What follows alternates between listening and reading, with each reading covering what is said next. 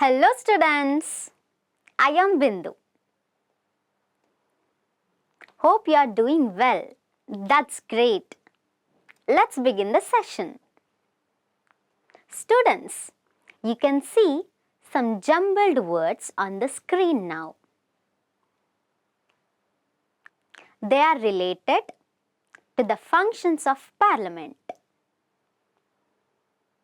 Can you unscramble them to find the words? Amendment,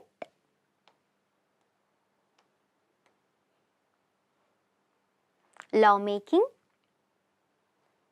rough draft, second reading, question hour. Very good. As you have learned about the functions of the Parliament in the last class, let's learn about the powers of the Houses of the Parliament. In today's Social Studies Class 8 session, we are going to learn about the powers of the Houses of the Parliament,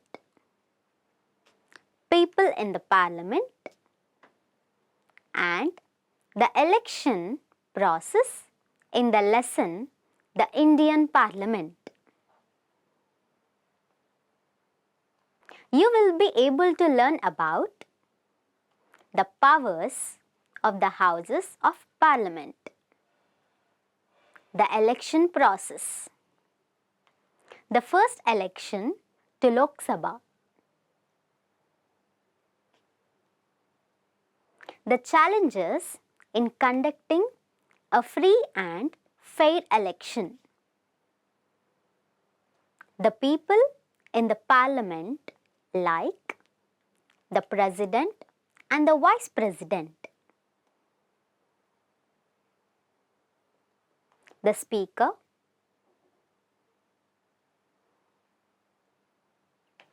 the Prime Minister and the Council of Ministers.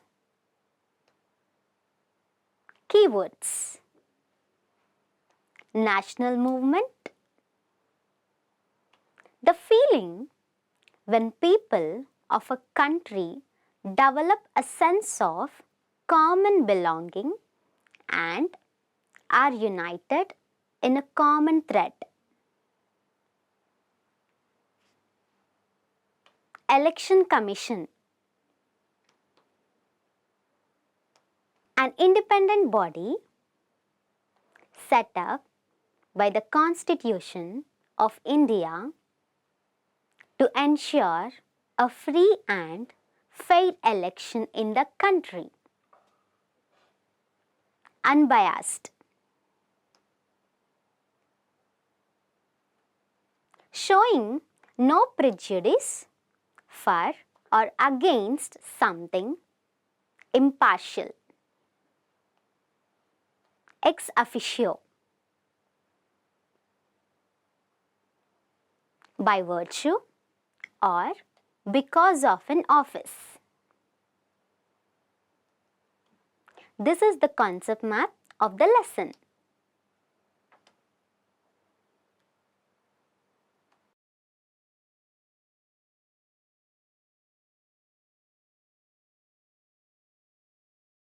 The first topic that we will learn today is the power of Houses of Parliament.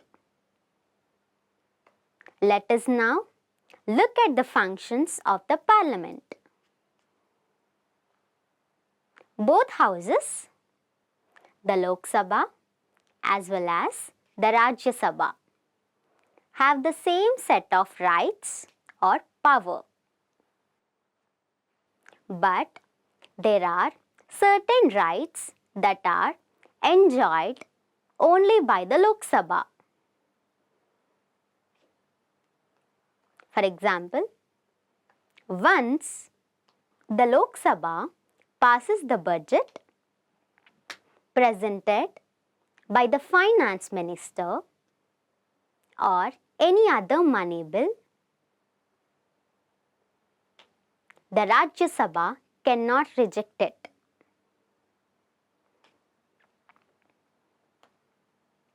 In the case of an ordinary bill,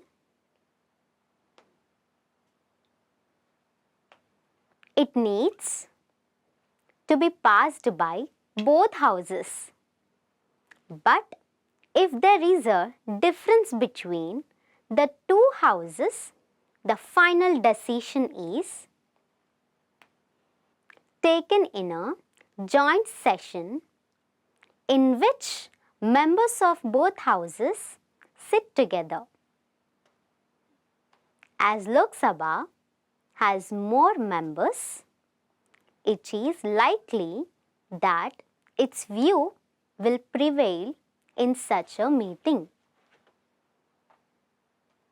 The Lok Sabha members also can bring a no confidence motion against the government if needed.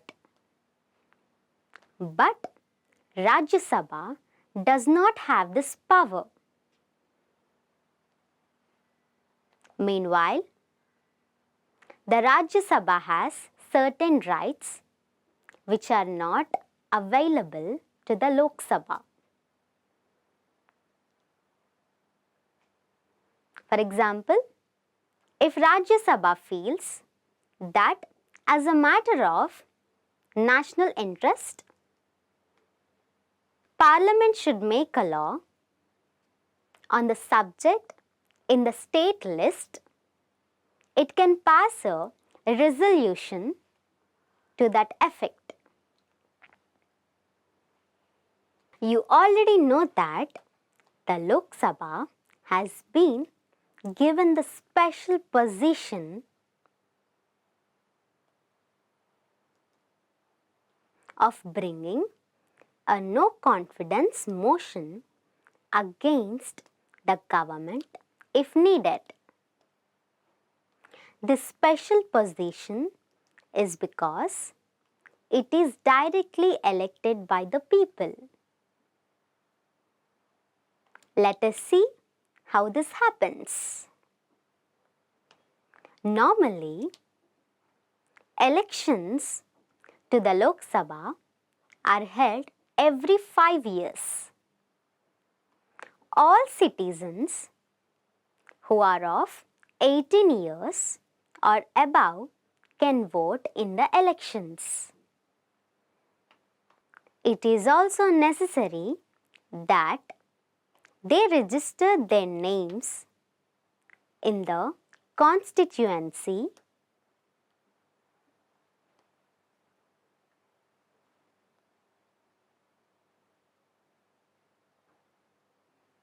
they live in and get a voter's ID.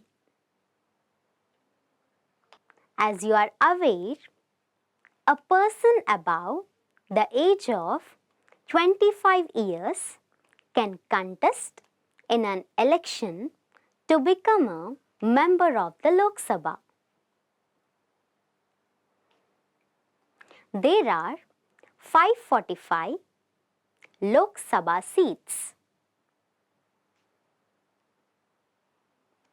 The states and union territories in India are divided into constituencies,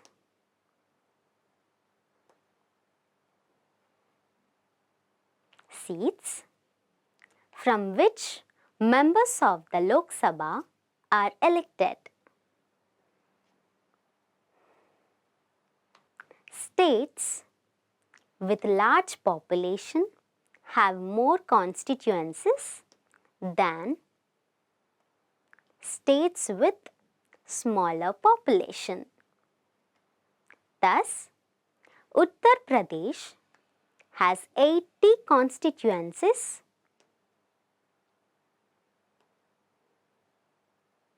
while Meghalaya has only 2 constituencies. Andhra Pradesh has 25 constituencies, and the Union Territory of Chandigarh has one constituency.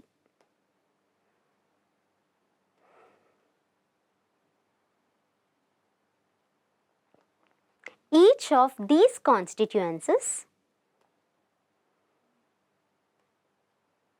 elects one person to the parliament.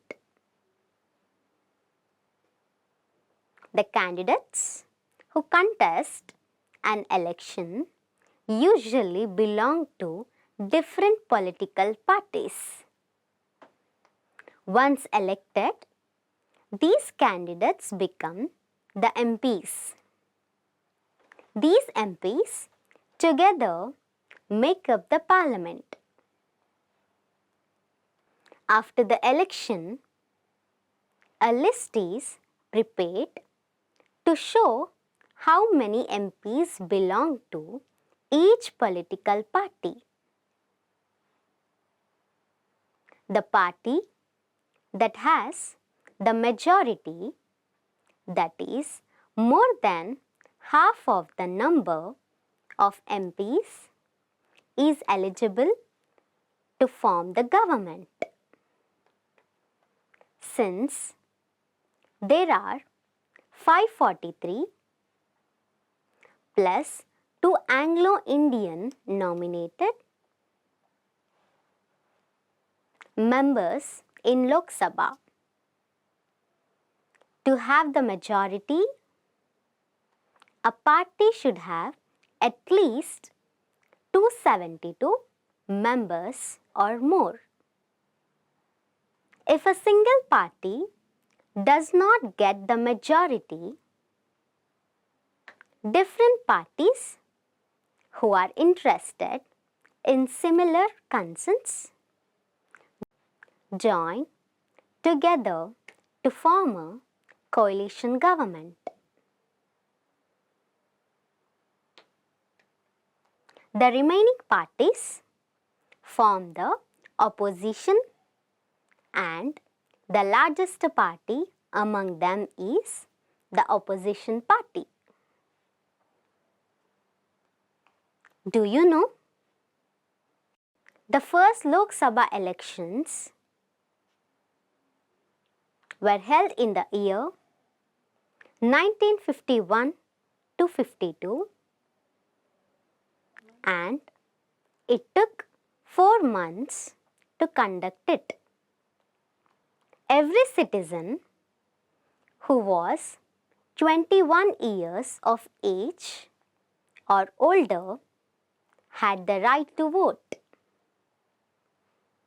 For most of them, this was their first opportunity to vote and were illiterate and lived in rural areas. Some people felt that India, being a caste-based society, equality wouldn't be possible, while others felt that after participating in the national movement,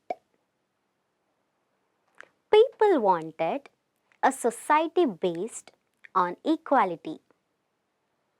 For this, they want to elect a government of their own choice. An election commission was set up to conduct the elections in a free and fair manner.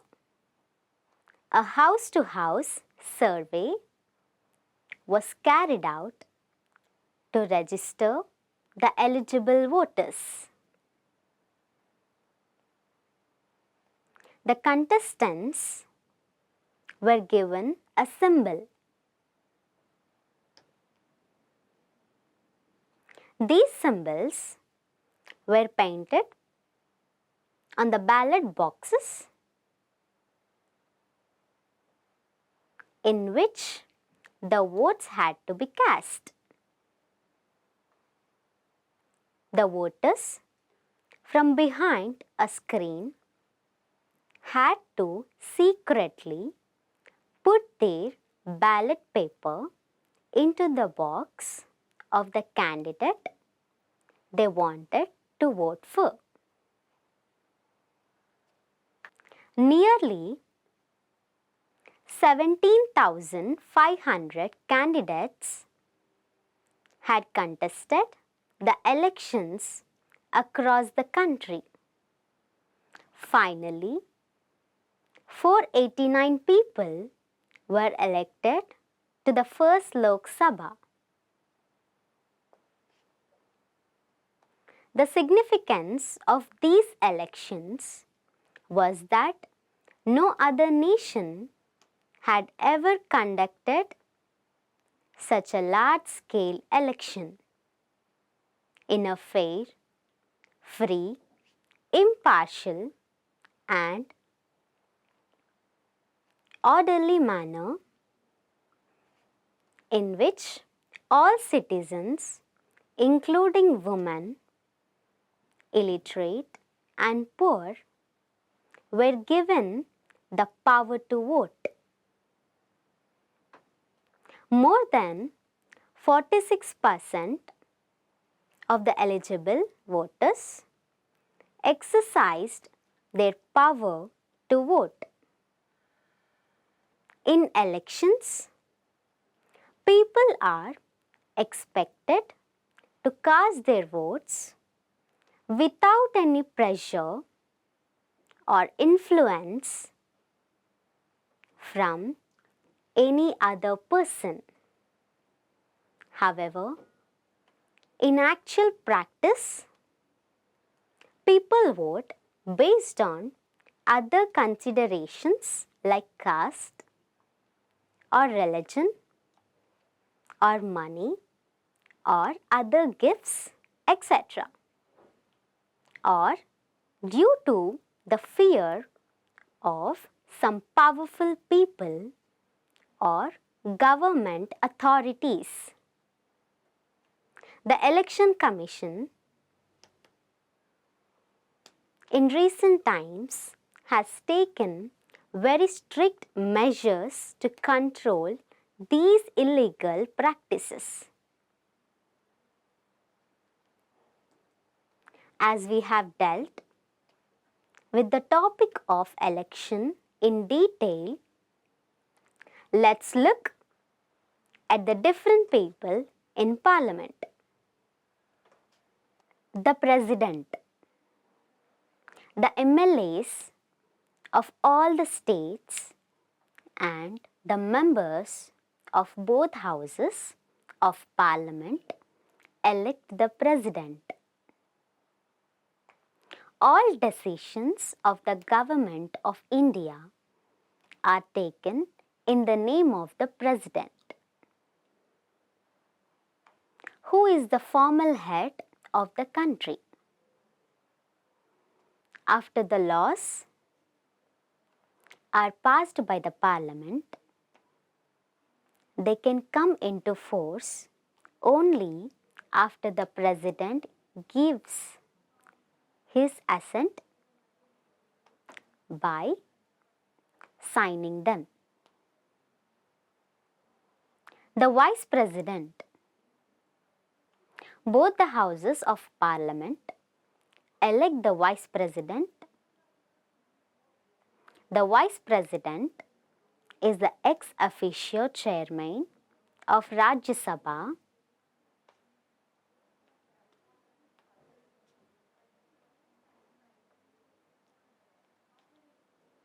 and also performs the functions of the President in his absence.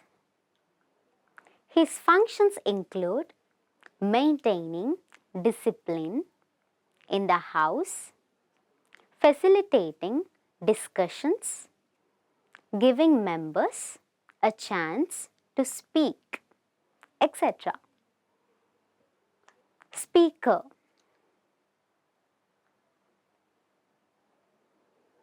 In the very first meeting after the elections of Lok Sabha,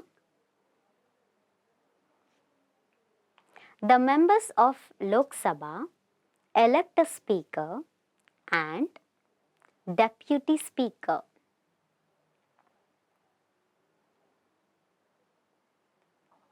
Lok Sabha functions under the guidance and control of the speaker.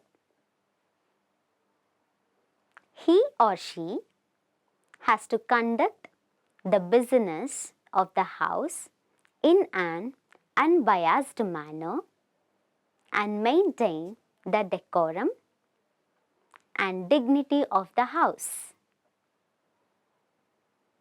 MPs have some rights and privileges as representatives of the people.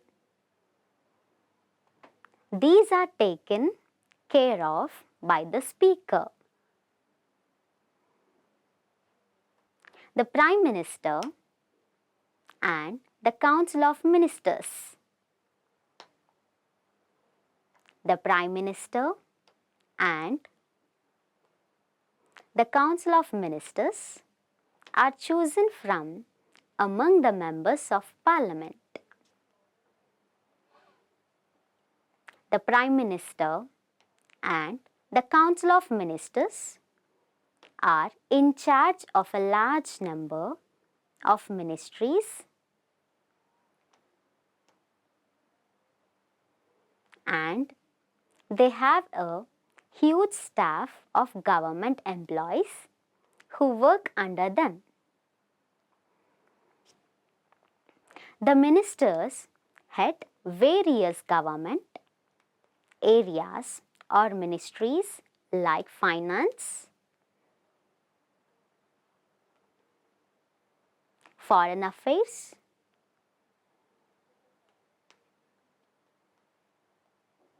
home, internal security, defense, railways, etc. With the help of the study notes,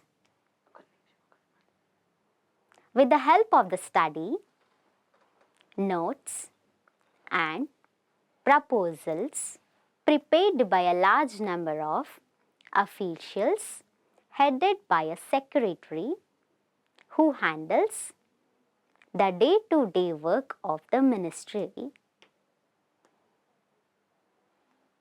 The minister takes an informed decision on various issues.